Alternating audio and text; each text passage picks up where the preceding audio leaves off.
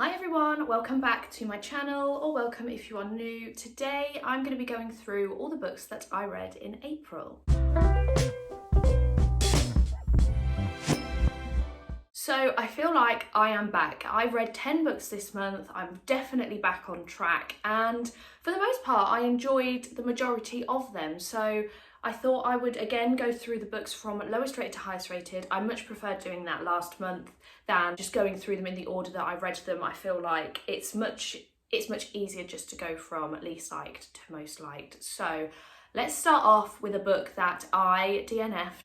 And if you saw the vlog that I posted in April where I saw how many books I could read over the long weekend, you will know that I did in fact DNF My Year of Rest and Relaxation by Ottessa Moshfegh. This book was just too much for me. I just don't think that I got it, to be honest, and I'm okay with that. I know that people absolutely adore this book and I'm just not one of those people.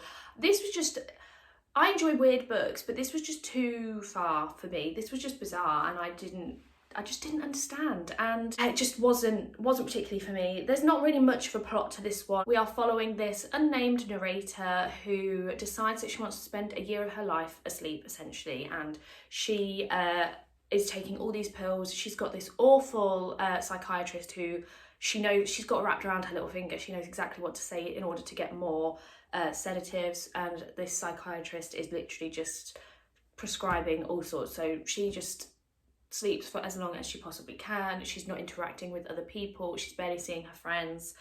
And it just is that, essentially. I don't want to talk about this one too much because obviously I spoke at length about it in my vlog and why I didn't like it and the certain aspects that I just found a bit too weird. But yeah, this one was a DNF, unfortunately. But if you love it, then I am happy for you. So other than the DNF, the lowest rating I gave this month was 2.5 stars, and that was to Curvy Girls Can't Date Quarterbacks by Kelsey Stelting. That was another one that I read in that reading vlog. I will link that down below so you can have a look at my full thoughts. This one, to be honest, it might be a lower rating now because I can barely remember anything about this book other than the general plot. In this book, we are following this girl and she essentially makes this bet with another girl at the school, which I didn't realise it was going to be about a bet. At the time when I picked it up, I didn't read too far into the synopsis. She makes a bet that she can get this guy that is this popular guy to ask her out and go on a date with her. And that is essentially what happens. It's all her and her friends planning like different meetups with this guy. They're like, oh, where's he going to be today? Oh, he's going to be here. Let's go there and you can run into him.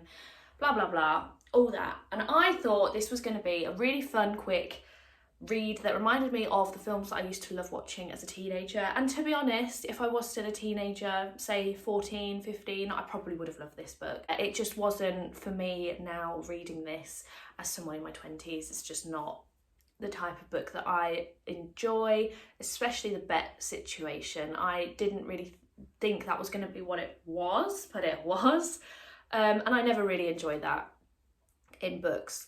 But essentially, yeah, the thing that I just didn't like about this one, the writing, it did make me cringe, and I just didn't really like the main character, to be honest. I felt sorry for her. Her mum was awful to her, but yeah, I didn't really like her. And I remember now there was one main thing that I disliked. It was the fact that this book is talking about body positivity and how she is a curvy girl herself. She is plus size, but she is slating other girls for wearing too much makeup or having procedures done, which I guess at that age, you're probably too young to have procedures done like that, but she was just slating the whole idea of it anyway, and it just felt a little bit hypocritical in my opinion. But yeah, 2.5 stars for that one. Wasn't my favourite. It definitely reads quick. I read it in a day. So if you're looking for a fast-paced YA romance, and this sounds appealing to you, give it a go, you'll get through it really quickly. So moving on to my 3 stars now, the next book that I'm going to talk to you about is The Woman in Cabin 10 by Ruth Ware. I pulled this out of my TBR jar and I read it. This was the first book that I actually read in April, so got to it straight away. This one was unfortunately just a 3-star for me. I found that this was very atmospheric. I really enjoyed the atmosphere, but I found the pacing a little bit off, and that's what hindered my enjoyment, I think. There are a few other elements as well which I'll get into, but this book is about this woman, and at the beginning of the novel she experiences a break-in, and it's a really traumatic experience for her, and that's just like the prologue right at the beginning. And then she has to, for work, go on this cruise, and while she's on the cruise she meets this woman who is in cabin 10, and she thinks that this woman has gone overboard at some point, and then she tries to flag this with the security on the ship, and it turns out there was no woman staying in cabin 10, but this woman is adamant of what she saw, and she saw this woman go overboard. Our main character definitely reminded me of the main character from The Girl on the Train, and this does say Agatha Christie meets The Girl on the Train up here, and I would definitely agree that there are some similarities between this one and The Girl on the Train. We have got our unreliable narrator, and sometimes I can get on board with that, other times I don't. Our main character, she does like to drink, and she is on antidepressants, and that's kind of made into this big thing as to she's crazy, she doesn't know what she's talking about, but it's more her being paranoid that that's what other people are thinking. The reveal I found was quite predictable. It just wasn't my favourite. I did, like I said, really enjoy the atmosphere. I would say I was really enjoying it up to probably the halfway mark, and then it just kind of, the pacing went off, and I was finding myself becoming frustrated with this main character, and I feel like that is the intention. When you have an unreliable narrator, you become frustrated because you're like, you can't figure out if they're telling the truth or not. I just got wound up, and I ended up getting bored of it, and I was just wanting to find out what happened. I just wanted to know how it ended, and yeah, the ending wasn't anything special, but it was still quite an enjoyable read. Yeah, 3 stars for this one. I'm not sure whether I'll pick up any more Ruth Ware, because the other Ruth Ware book that I read, The Turn of the Key, was also 3 stars. So I don't know whether Ruth Ware is just an author that I find her books okay but don't love any of them, but we shall see. If you've read any Ruth Ware books that you think are absolutely 100% worth the hype, then let me know and maybe I'll give them a go. So the next 3-star book that I read was That Time I Got Drunk and Saved a Demon by Kimberly Lemming. This book I found so much fun. So in this, we are following this girl called Cinnamon, and as the title would suggest, she gets drunk one day and ends up saving a demon, and they end up having to go on this quest against the goddess or witch. Every so often, someone from Cinnamon's world is chosen to go and fight a demon, and the relationship between humans and demons is not great, to say the least. So our main character, she meets this demon, she doesn't realise he's a demon at first, and she ends up saving him, and they essentially go on this quest together, and it's all very cute, very funny. It actually really did make me laugh at times, and it's very short, so there's not really much you can say about this without spoiling it. But the only thing that I would say about this book that I couldn't justify giving it a high rating was I didn't love the writing. I did find it a little bit cringy at times, but like I said, it did really make me laugh, and the steamy scenes were pretty good in this one as well. I really liked both of our main characters, both Cinnamon and Fallon the demon, and it was just a fun way to pass the time, to be honest. If you're looking for another quick book to get through, this one is less than 200 pages, and it's just a fun time. I don't know if I'll carry on with the series. Maybe if I'm in the mood for something similar to this, I'll pick it up. But yeah, the writing just wasn't my favourite. Moving on to the book that I gave 3.5 stars, we have got Promise Boys by Nick Brooks. This book was really good, and I will say I much preferred the second half to the first, which is why it's only got a 3.5. But I just want to put it out that I really did enjoy this one. In this one, we are following these 3 boys who are in detention, and while they are in detention, their head teacher gets shot, and these 3 boys then all of a sudden become the prime suspects.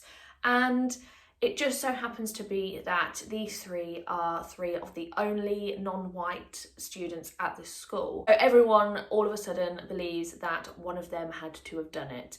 And at the beginning, we are following loads of different perspectives, and I thought that was how the whole story was going to be told, and I didn't know how it was going to work. So we follow, each chapter is someone completely different, and it's their perspective on why a certain boy must have done it or why they mustn't have done it. And I did think that the author had a really good way of like differentiating voices between the different characters, because I think when you're writing about so many characters, it could be easy for them to all merge into one, but I felt like he did a really good job of differentiating each of the characters' voices. But we very quickly move on from that anyway, so then we follow each boy separately. We follow them before it happens, we follow them during and after, and we essentially come to find out what happened. The reason why I preferred the second half more than the first is because that's when we kind of see all three boys come together and they're really trying to figure out who did this, because they know that none of them did. And I'd say at the beginning is kind of when they're wary of each other, they don't know what happened. There are little things about each one that make the others suspicious about them, which means that they don't fully trust each other until we get nearer the end of the book, well, into the second half. So that's why I started to enjoy it a lot more then, because I just felt like each of the boys was very separate at the beginning, and I felt like they were in this situation together. While I understand they probably didn't trust each other, I just felt like they were all in the same boat. So I felt like it was really powerful when they all came together and they all decided that they were going to try and figure out who did this together rather than trying to fight this on their own. So it was really good, and I do think that the person who did it was, again, very predictable, but it still made sense and it was still pretty good, and I did really like how it wrapped up. I thought it was really good, and yeah, it was just one that, like I said, I didn't love the first half, really liked the second, so it was just weighing up the rating in that situation as to what I should give it. But yeah, 3.5 felt right, and I would definitely recommend this one. Moving on to my 4 stars, I've got 4 of them, and the first one I'm going to talk to you about is Other People's Clothes by Calla Henkel. This is another book that was in that vlog that I am linking down below, so I won't talk too much about this one, but in this one we are following these 2 friends who go on a year abroad, and they go to Germany, they go to Berlin. They end up living in this woman's apartment, and the woman who owns the apartment, she's a crime author. She writes thrillers, mysteries, and they essentially believe that they are being watched by her throughout. And I would say that the premise of this one sounded much more like a mystery, but I would say it's more of a literary contemporary fiction with a mystery element to it. I really enjoyed it, but if you're going into this one thinking it's going to be this massive mystery thriller, you're going to probably be disappointed. But I really liked the character development in this book, and I found it very interesting. I don't want to give too much away, but I would say go and have a look at my reading vlog that I posted this month, where you can see my full thoughts, because this one was a good one. I really liked the writing, but it didn't quite give me those 5-star feelings in the end, but I did really enjoy it, and I particularly liked the ending. Next, I am going to talk about The Boy, the Mole, the Fox and the Horse. Oh, this book is so good. I will say I watched the animation before I read the book, but I think if I had done it the other way around, I would have rated the book higher. It's just that that was my first experience of this story, so I already knew what I was getting into. This is just lovely. It's like a self-help book, and it's just got such beautiful quotes in there, and when I watched the animation, it was exactly what I needed to hear at the time, and it just really made me absolutely sob. It's just a lovely story, and all these characters come together, and it's so sweet. It's very short, and the artwork in this is just beautiful, so I would absolutely say to pick this up. It's not really something I can talk about as a story, it's just that these characters come together, they all love each other, and it's just lovely. And like I said, I would have rated it higher if I hadn't already consumed the story, but I had watched the animation. But I loved it so much. It was beautiful. I read my mum's copy at her house, so that's why I don't have it on me now, but I'm definitely going to buy my own because it was beautiful. Next, I am going to talk about Lessons in Chemistry by Bonnie Garmus. I was expecting this to be a 5-star, to be honest, so I'm a little bit disappointed by this one, but I still thoroughly enjoyed it, obviously. I gave it 4 stars. In this, we are following a chemist, Elizabeth, and she is just facing all kinds of sexism and prejudice in every aspect of her life. She is a very strong woman. The beginning starts in the early 60s. We have Elizabeth Zott, who she becomes a TV chef, and you don't know how she got to that point. And she suddenly then goes back to the early 50s, and it goes through her whole life and career up to, but in these like 10 years. And it's essentially showing you how she got to this point. I really, really appreciated this book, and like I said, it angered me so much, which I feel is the intention behind the novel. I didn't love Elizabeth as a character though. While I admired her, she wasn't my favourite. And to be honest, I don't know why. There was something about her that I just didn't love. But one character I did absolutely love was 630. The dog that she rescues, every time he was brought up, I find people that know me know that I get emotional when it comes to dogs especially. And so every time 630 would come up, I would get emotional because it's me. And so yeah, absolutely love 630. I would have loved to have a whole book in his perspective, because we do kind of get his perspective in little aspects throughout this book, which I absolutely loved. So I didn't love Elizabeth, but as I said, I admired her. The thing that I didn't enjoy about this book is when she starts to become this TV chef.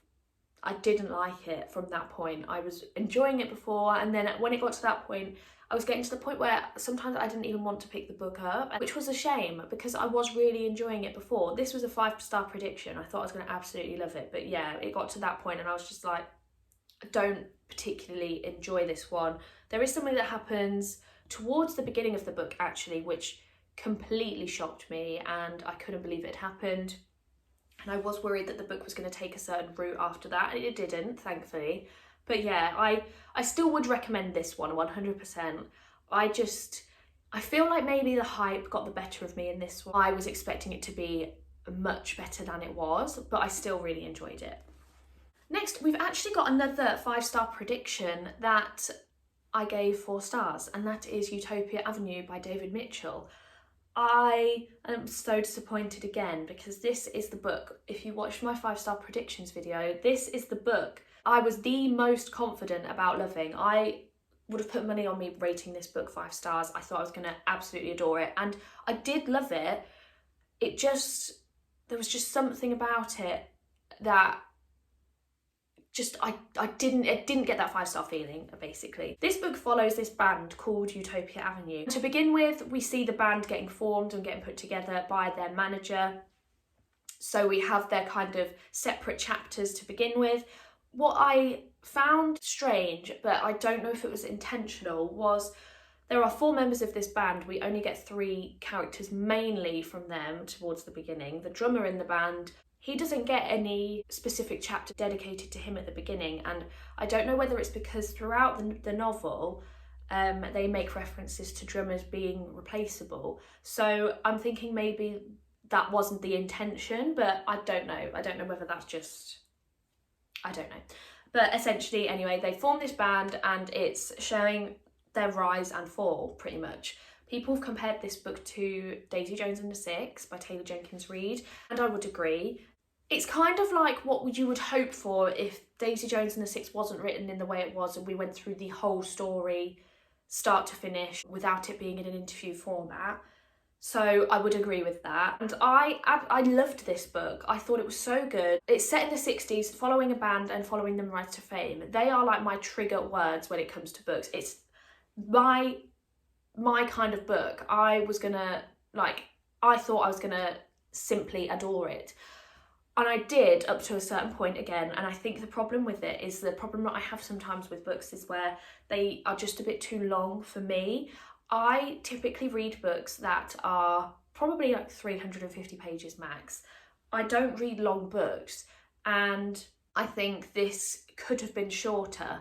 While I appreciate what happened and the things that were happening needed to be in there. I feel like they could have been written in a way where they were shorter. I was just waiting for it to end by the end, and I really didn't want to be feeling that way, but I was. I will say there are definitely conversations in here about gender, sexuality, class throughout this that I did appreciate, because they were kind of told in a way that you would expect from that time rather than what you would expect to hear today, while still being respectful. But yeah, I still would highly recommend this book, and I think that if you read longer books often and this sounds appealing to you, you will probably absolutely love it. It's just, I think I'm someone who starts a book and I do really enjoy it, but I'm ready for the next one, which that's probably a fault of mine, but that's just how I felt. But I really loved all the characters, loved the band, and I was gutted by how it ended, to be honest. So I'd say I'd definitely recommend it. One other thing, I think if you've read David Mitchell's other books, you may also really enjoy this one, because after I read reviews, it seems that they all link, and I have never read any other David Mitchell books, so I'm not sure, but that's something that I've seen in different reviews. So if you've read his other books, give this one a go. Finally, we are on to my 5-star books, and they are both by the same author, and it is Gillian Flynn. So the first book that I rated 5 stars this month is Sharp Objects by Gillian Flynn. I loved this book. It's so dark, but so good. We are following Camille, who she's a journalist, and there have been these murders of 2 little girls in her hometown. So her boss is saying, right, go back to your hometown and cover this story. You're going to be the best person to cover it, and not many people have covered it so far. And this town kind of wants to keep the story under wraps, so the police don't really want to speak to her about it, and she essentially has to try and uncover what's happened on her own.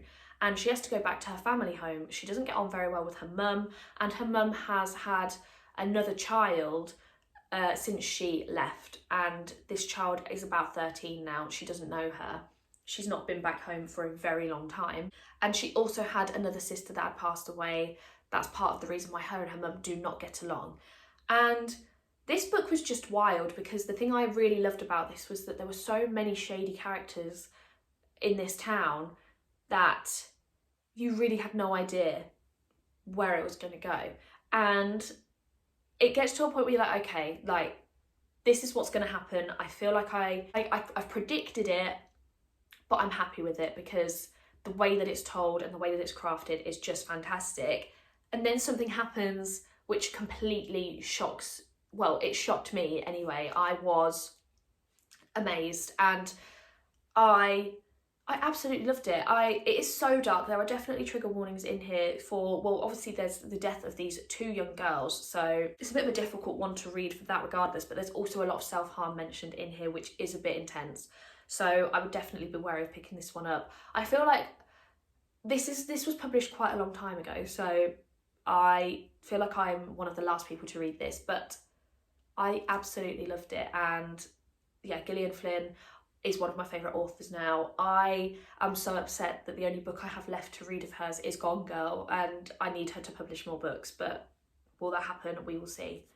The angle has probably changed. I thought I had time to run through all these books quickly, but I did not. I've got one more book to talk to you about, and it is The Grown Up by Gillian Flynn. This was just incredible. I filmed my whole reaction to this one in that vlog that I have been mentioning. I thought that because this is only 70 odd pages long, that I would film my entire reading experience of this, and you can see the shock that this book gave me. I could not believe it. I thought this one was absolutely fantastic. In this one, we are following this woman, and she is a sex worker, and where she works, the sex work happens at the back, and at the front they have like fortune tellers and palm readers, things like that. And our main character goes to the front instead. She usually works out back, but she goes to the front. She meets this woman, and the woman basically has an issue with her stepson, and they believe that since moving into this house, weird things are happening with this stepson and she doesn't know what to do. So our main character agrees that she is lying, she can't actually do this, but she goes and she says she will cleanse the house.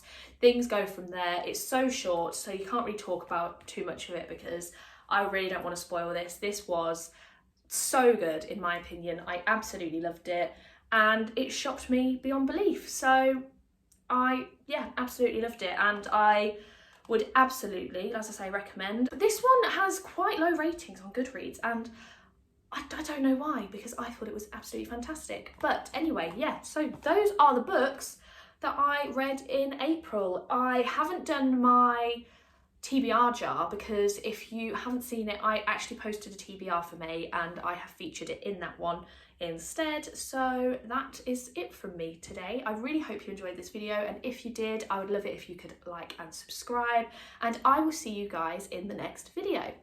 Bye!